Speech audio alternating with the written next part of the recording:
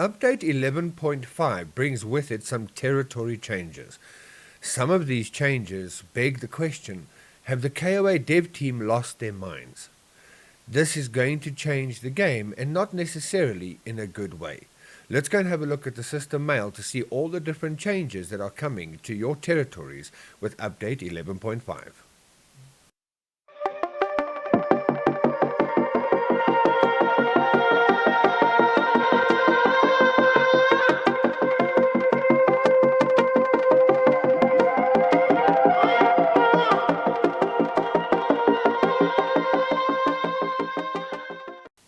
Hey guys, Pokey Mountain here, bringing you a news corner video where we discuss the territory rules adjustments that are coming with, or are here with Update 11.5. We got a system mail, which was quite detailed, giving you all the different changes that are going to happen. Some of it is good, but some of it honestly makes you wonder, well, what is the point to what we have been doing this whole time? Let's have a look quickly at the system mail, and we can see what exactly are we dealing with. Right, so this is the mail that came out on the 26th, 2 days ago, and I'm just going to run through certain things very quickly so that it doesn't take too long and the video is as short as possible. This whole first section basically tells you about how your merit points are going to be adjusted. Some things give less, some things give more, some things no longer give merit.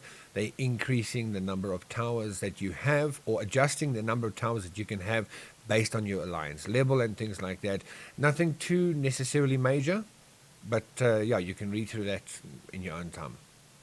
The second point is adjustments to territory rules. Alliance Hospital. Before, wounded troops will enter Alliance Hospital after a defensive battle in the Alliance territory, meaning you defended yourself somewhere. So somebody's attacked you, or it's Kingdom Raid or something like that, where you've been attacked inside your territory, and your Alliance Hospital kicks in and troops go to the Alliance Hospital.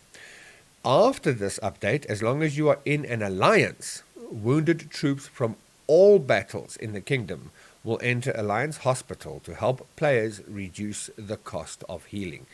That's nice. So no matter where you are, as long as you are in an alliance, as long as you are connected to an alliance, you will have the benefit of your Alliance Hospital.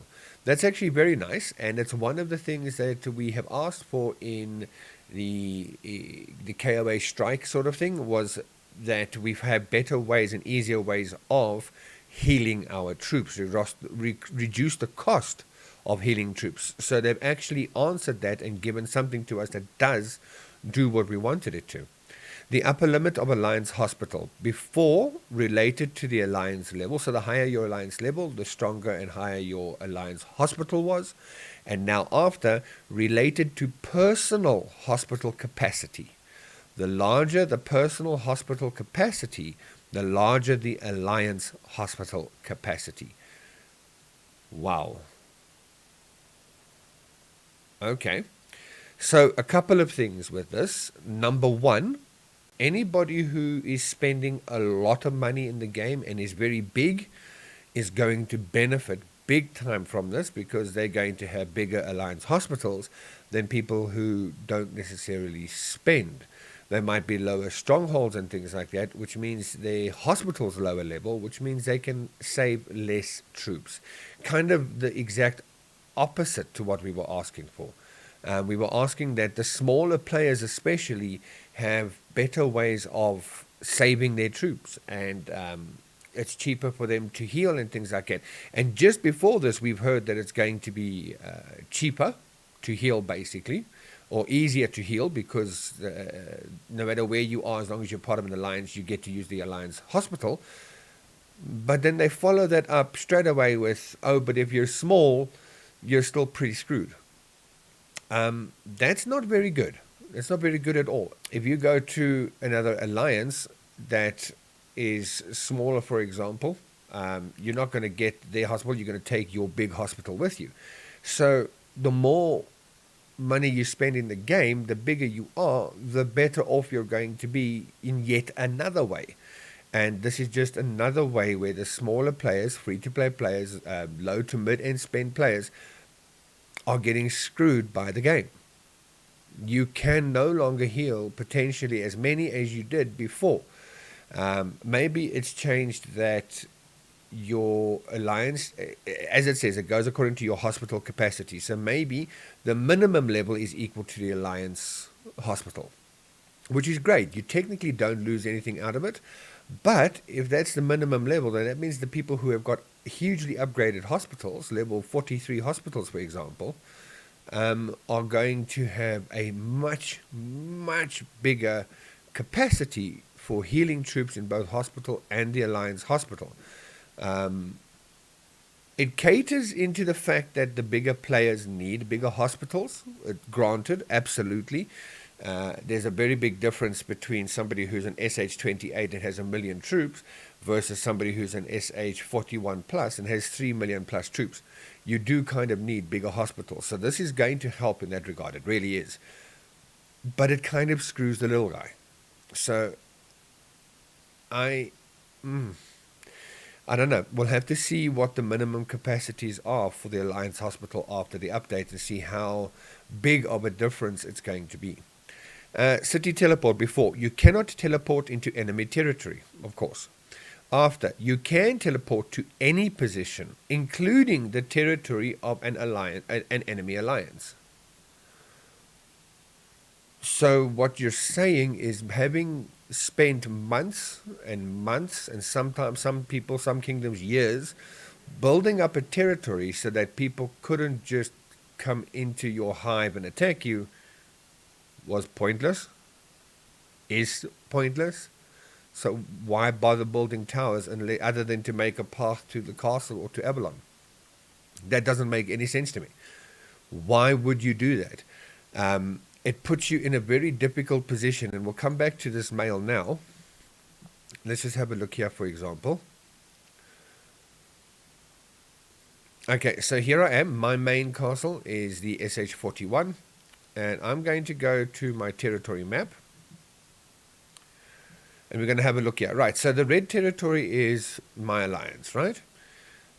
All these other territories here are other alliances, my opposition, so to speak, in our kingdoms. Now, what would often happen is that an alliance would build a big area and have everybody in the middle to try and keep them as safe as possible, because that means that the person attacking them either has to use a lot of gold on speed ups or wait a long time for the march to get there. So let's just go and have a look at this alliance here quickly. Okay, and we've just marked sort of the center of it so that we can see what sort of size we're dealing with. Right, so in all of this space here, I technically could not do anything before. Okay, I couldn't go anywhere I pleased. I would have to go outside. So if I wanted to attack, for example, this SH-31 here, okay, I couldn't teleport inside here. I would have to look at what is the closest spot that I can teleport to. And as you can see, very, very, very cleverly closed up so that I actually can't. And what I would end up having to do is I would end up having to teleport to somewhere like the Black Forest. Okay, so I would come down here, all the way to here, and I would teleport to, say, here, or I would, again, keep looking and hopefully find a spot where I can, oh, there's a whole bunch of people. Where can I stand to attack them all?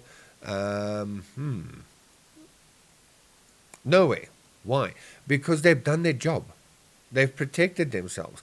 Other than Kingdom Raid, they don't have to stress about the fact that somebody in their kingdom is going to go on a killing spree and kill them all. Now I could go, all of a sudden, I could take my 41 and go literally anywhere I wanted to in the kingdom and attack anybody that I wanted to without necessarily having repercussions thereof. So let's just go back to this example here. So here we go. I would have to be outside this area in order to attack these players. But not anymore. I could technically, and it won't do it now because I haven't updated yet, but if I go here, you'll see red squares. I can't do it. But I could technically teleport to this spot over here now and attack any one of these players that I wanted to. And because I'm a 41 and they're a 30, for example, the highest over in this group is 30, there's nothing they could do about it. They couldn't stop me. Now, what happens in kingdoms where you have got those people that are the big spenders, that bully the kingdom, that mercilessly attack the kingdom and do what they want, when they want, how they want, sort of thing. Those players are going to become a huge problem. Not that they aren't already, they're going to become a bigger problem. Put it that way. That is just ridiculous. I'm sorry. That is so silly. Why would they do this? Why would they allow that? It makes zero sense to me. Okay, so you can now teleport to anywhere you want in the kingdom. Territory restrictions. Before Peace Shield can be opened in enemy territory. After, Peace Shield cannot be opened in enemy territory. But again, that doesn't make a difference. If I'm going to a spot where I'm a 41 and everybody around me is 30 or lower, I don't care if I can't open up a Peace Shield. There's nothing they can do against me. They can even mega rally me and they would not do anything against me. So that is just, it's nonsensical. I think personally that it is extremely detrimental to the game. I think this is going to be a very big problem for a lot of kingdoms. And if you go to the Discord server and you have a look, the KOA Discord server and the Facebook groups and that, there are still plenty kingdoms where people are still going on rampaging and killing everybody. We've had it in our kingdom. We've got peace in our kingdom for months and months and months. But we still have an odd player who will teleport outside the hive and smack somebody and then run away, sort of thing. Well, they can now go anywhere they want. They don't have to use speed ups. They can just teleport next to people, hit a whole bunch of people before they've had a chance to even respond and put up shields or get onto the game because somebody in their line group has said so-and-so is attacking us. And by the time they get on, it's too late. The guy's already right next to them and he's already attacked them and taken all their troops and things like that. This is just ridiculous. I do not think this is a good idea, and I think this is going to come back to be a really, really big problem. What are your thoughts? Drop your comments down below. The next thing is construction. Before, one troop can start the construction, and after, the number of troops in the building must be greater than 10,000 before construction can begin. Okay, two things to note here. It does say one troop can start the construction, and the number of troops in the building must be greater than 10,000 before construction can begin. This doesn't say that you can't still send one troop. People who send one troop are just doing it really to get their merit. They want to get their merit points, and they want to make sure there's space for everybody to get their merit points, which is a valid thing to do, especially in the kingdoms that have been around for a couple of months.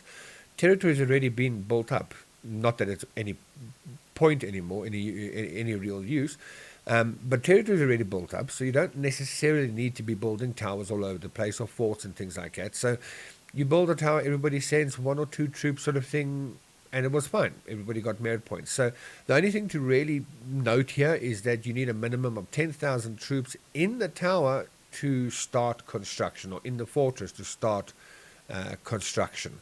So it's not a really big change. I mean, you always get somebody who either doesn't listen and sends a full march, or you get people who send 5,000 or 10,000 and things like that. So I don't see this being a big problem at all. I don't see why it had to change. I don't personally understand what the reasoning would be for why one troop starting construction would be a problem. Maybe I'm just not thinking of anything. If you can think of a reason why this would be an issue and why they needed to change it, please, again, drop your comments down below. I don't see anything offhand. Next, added healing coins, which can be used to treat wounded soldiers in the Alliance Hospital. So basically kind of like resurrection coins, it sounds like. Okay. So similar to Soleil was now, similar to Kingdom Raid and that sort of thing, your troops get wounded, they go to hospital. When the hospital's full, they go through to the Alliance Hospital. It's probably, once the Alliance Hospital's full, it goes to the, what they call it, the Sanctum. But it doesn't mention the 10% losses like they do in Soleil, for example, or Kingdom Raid. It just says added healing coins which can be used to treat wounded soldiers in the Alliance Hospital. So let's say, for example, you have 100,000 troops that get wounded. your hospital capacity is 50,000, and your alliance capacity then is 50,000 because it goes according to your own personal hospital now. So your first 50,000 go through to your hospital. Then the second 50,000, does that go to the alliance hospital, or do we still lose 10% of that? How exactly does this work? Again, this seems largely geared towards big spenders. Just bear with me here while we have a look quickly. So if I go look at my hospital here, okay, just out of interest sakes, my hospital capacity is 175,000 plus 94,625 for some additional reason like research or heroes or whatever the case might be. So I got 175,000 basically, or 270,000, 280,000. So if I go on a killing spree and I teleport now anywhere I want, which is what I can do, and I attack a whole bunch of 30s and lower, whatever the case might be, and I lose troops during those battles, because I'm part of an alliance, whatever I've lost will go to my hospital, and then from my hospital will go to the alliance hospital. Or because I'm attacking, wounded, dead will be dead outright still. Okay, fine. It does say any battle, not just any defensive battle, so we'll have to test it out and see. But irrespective, I've now got more troops that I can heal because I'm bigger and because I spend money in the game. I can heal more than somebody who doesn't spend more money in the game.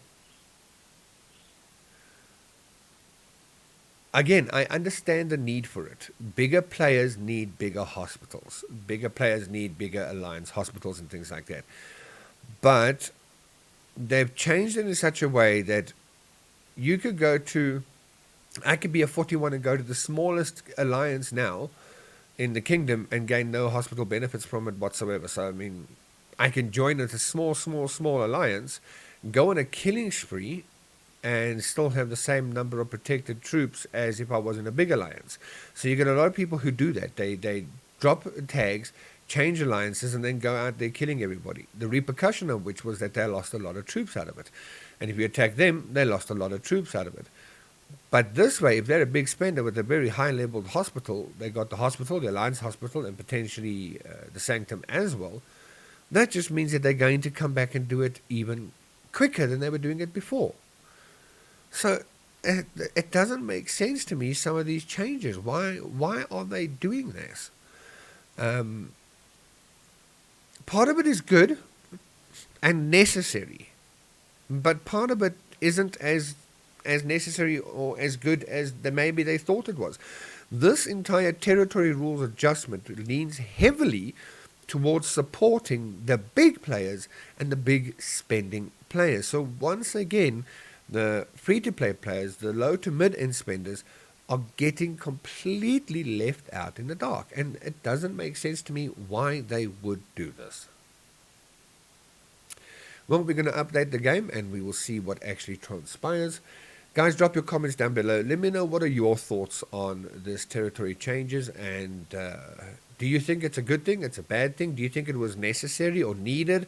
Are there any of these rules that you particularly do agree with or that you particularly disagree with? Drop your comments down below. I'm very curious to hear your opinions.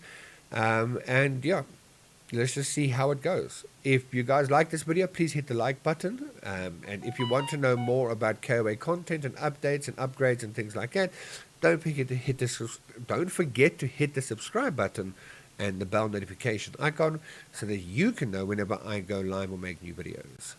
If you are looking for ways to support this channel, links to Patreon and Discord are down below. And a big shout out to my top Patreon supporters for the month, Red, Black, and We Free Men. Thank you very much from the bottom of my heart, guys. I truly appreciate it. And it helps me to keep the channel going. Right, guys, that's going to be it for this video. A lot to take in. And I'll catch you guys on the next video. Until then, be good, be well, and be safe. Bye.